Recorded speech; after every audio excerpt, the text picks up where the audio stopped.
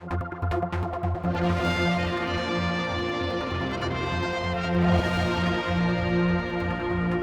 at the Sayle Gallery, we're actually not talking about the pictures on the wall today, but we're talking about one of these events that go on Fridays. Phil's with me, having a talk about your involvement with human rights, and very topical, because it was the West Bank, wasn't it? And you've been out there, you've seen it all, and you're going to tell people about it this weekend on Friday. Yeah, it was a chance on Friday to come and listen to what I witnessed out on the West Bank, where I was a human rights observer for 3 months, from January to April earlier this year. I take it was quieter than events now then? Yeah, it's all sadly kicked off since I got back, and we didn't go to Gaza. We were in the West Bank, which is the other of the two Palestinian territories. We also visited Israel, so we were exposed to Palestinian as well as Jewish voices.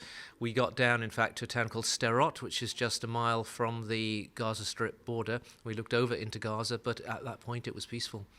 Now, you're showing some slides as well, and first of all, there's a picture of you here. I mean, this is you there, and was it surreal to be actually surrounded by all this going on? Yeah, I was actually living in East Jerusalem, and so it was hard to believe that I was there. It's such an amazing city, quite apart from the politics. It's the history was there.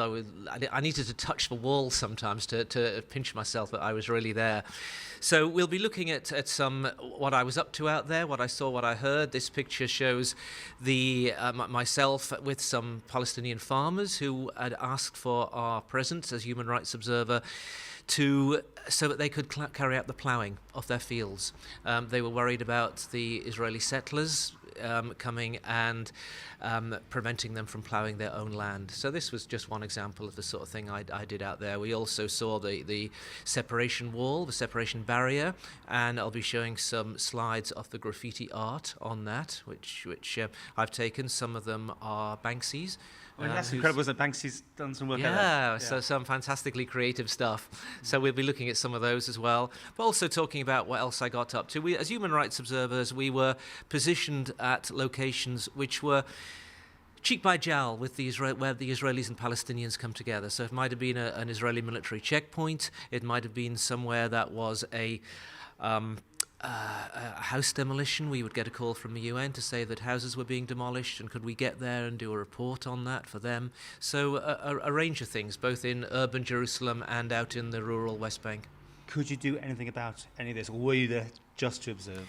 Yeah, sometimes it's hard when you see a house being razed to the ground. You think, what can I do? I can do nothing. But what we had to do was to get the story.